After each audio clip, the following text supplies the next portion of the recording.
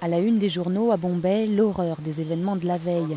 3 bombes ont explosé dans des zones très fréquentées de la ville en pleine heure de pointe. Le triple attentat a fait au moins 17 morts et une centaine de blessés et plongé de nombreux habitants dans un état de choc. Mes camarades de classe, j'en ai perdu 2. Hier.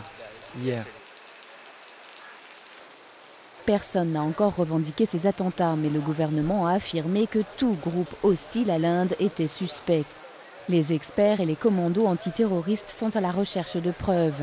En attendant, les habitants de Bombay s'inquiètent de la vulnérabilité de la capitale commerciale de l'Inde. En fait, je pense que le gouvernement ne fait pas assez, parce qu'il se passe toujours la même chose. Le manque de sécurité et tout ça, ce n'est pas bien.